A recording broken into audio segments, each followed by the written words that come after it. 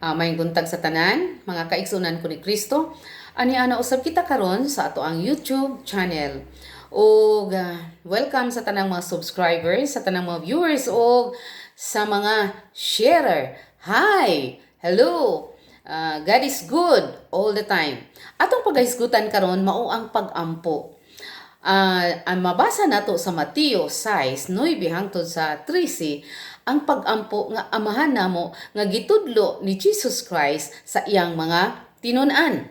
O miingon usab sa 1 Tesalonica 5:17 hangtod sa 18 nga pag-ampo sa tanang panahon ug magpasalamat sa bisag unsay mudangat kaninyo, kini mao ang kabubuton sa Dios nga buhaton ninyo sa ngalan ni Hesukristo.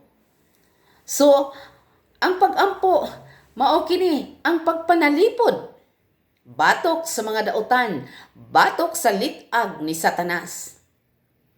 Nga sometimes once nga naay mga tentasyon nga moabot sa imong kinabuhi, pray og dili gid kini makatatsa kanimo.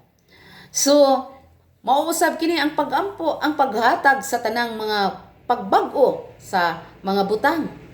Nga kining panahon na karon nga anaa kita sa COVID, sa pandemya, mabag-o kini tanan kung kitang tanang mga katawhan magdungan pag-ampo, mga liyupo sa Dios nga wag tango na ang pandemya. Og makahatag kini kanatong paglaom ang pag-ampo.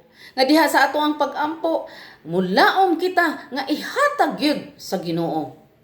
Og dinha usab mga makapaduol kini ngadto kanato sa Dios. Nga once maduol na ta ngadto sa Dios, ang atong kasing-kasing ana wala nang hahanapin pa.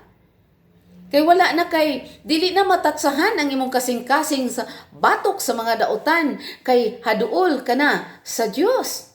Og makaayo usab kini sa tanan nimong mga kasakit nga moabot sa imong kinabuhi. Og makahatag usab kini og makahimo kanimong kalipay ang mga pag-ampo. Og makahatag kanimo og kadaugan.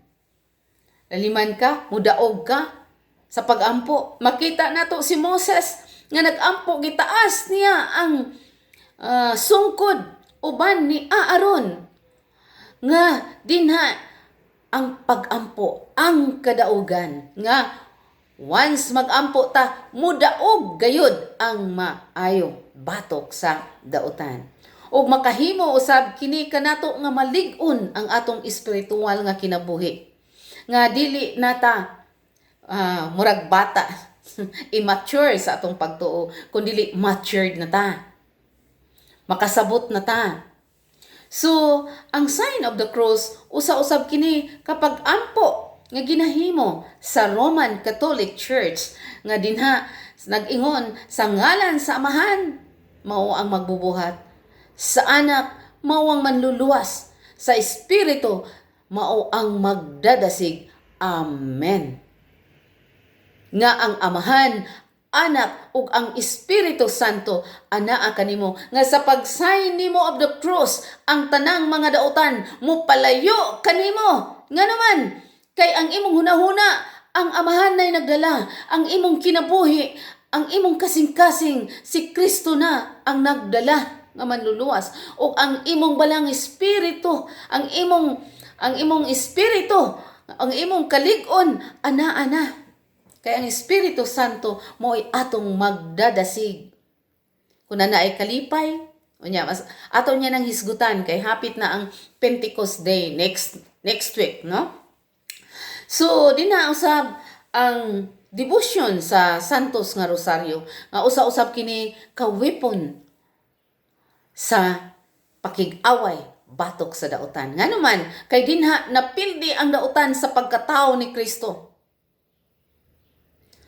Sa pag-antos ni Kristo, sa kamatayon ni Kristo, sa pagkabanhaw ni Kristo, ug sa kahayag ni Kristo, midaog ang Ginoo. Ug kita usab adunay kadaugan. Kay mao kini ang gianhi ni Jesus Christ aron paglingkawas kanatong tanan. So dinha ato maning gisgutan ang rosaryo ni atong ubang mga video, ato lang unya tong tan-awon. So sunod ana usab dinha ang mituo ako sa ato ang mga pag-ampo sa simbahan. Ano ang usab ang pag-ampo sa dili pa mokaon nga moabot ra ba gid ang panahon nga aduna nay ang mga pagkaon ana anay mga hilo nga makadaot sa tao. Pero diha sa inyong pag-ampo sa dili pa mo mukaon, kanang pagkaon nga na diha gilimpyuhan na sa Ginoo. Mao miingon ang Ginoo nga bisan pag makakaon kag hilo, kung may pagtuo ka sa Dios, dili gyud ka maunsa.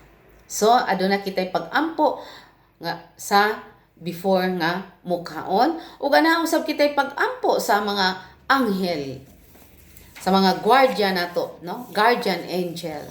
So aduna usab ang pinakadako nga pag-ampo nga buhat, dako nga buhat mao ang santos nga misa. Nga dinhi kita makontento na kung modawat kita kanunay sa lawas ug dugo ni Kristo.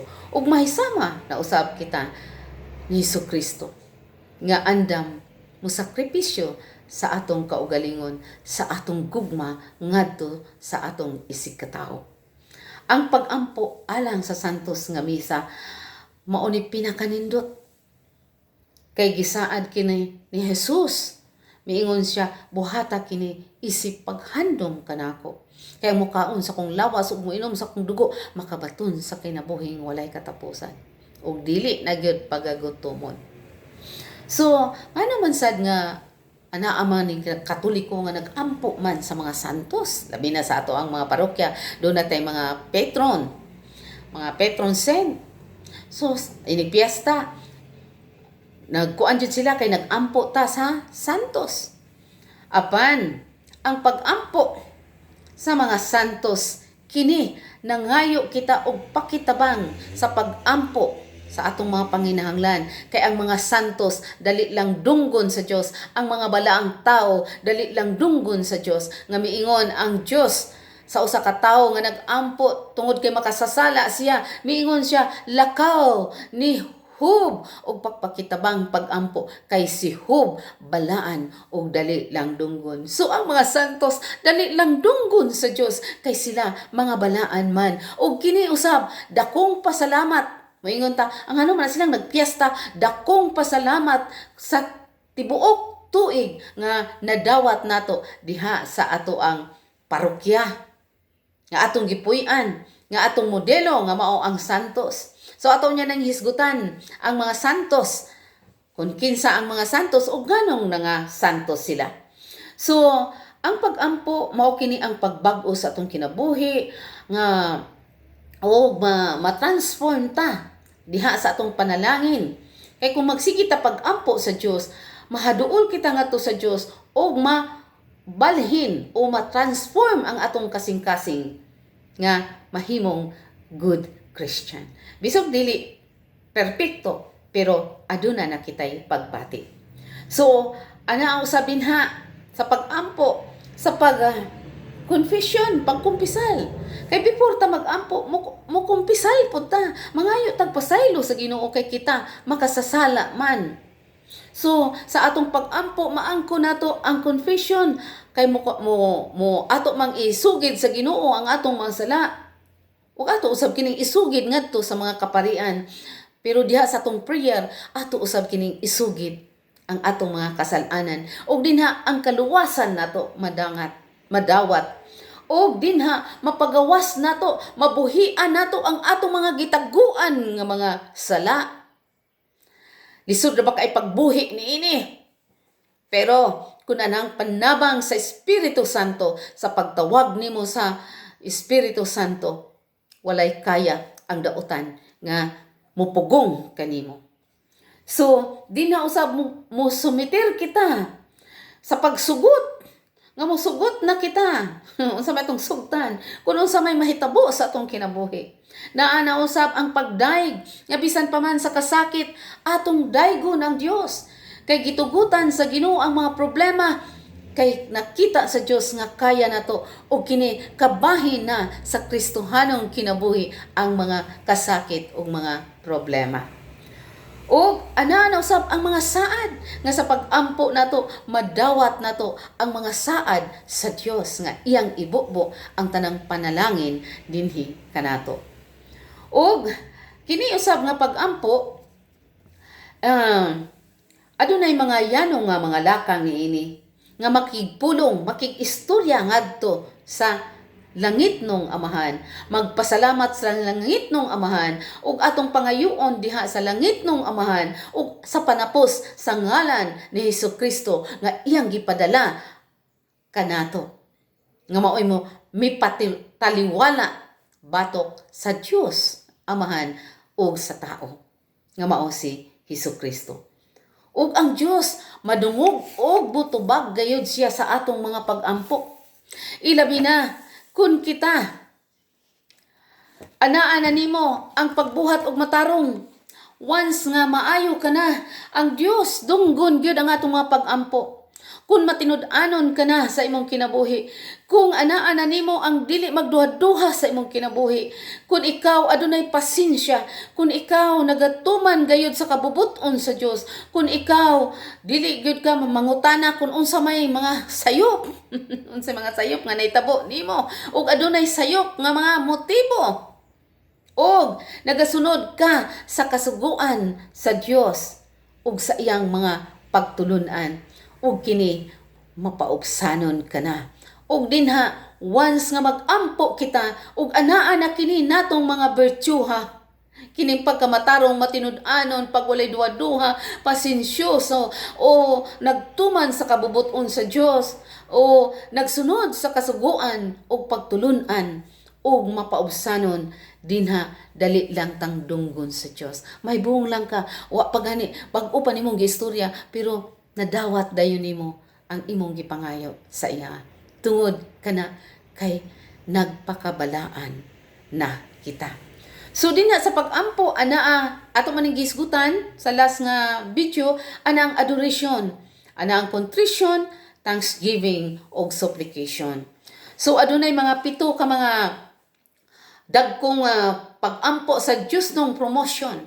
Nasa 1 Peter 5:6, nasa Genesis 2:12, nasa Salmo 137 verse 7 hangtod sa 8, nasa Pilipos 4:13, nasa 2 Timoteo 1:7, Salmo 20 verse 4, Colossians 3:23, Daniel 2:21, Mateo 23 verse 11. Ato kining mabasa ang mga divine nga promotion nga diha sa atong pag-ampo madangawat nato ang tanan once manalangin magpasalamat ta sa Dios sa tanang mga butang ug ilikay kagayod sa tanang mga daotan.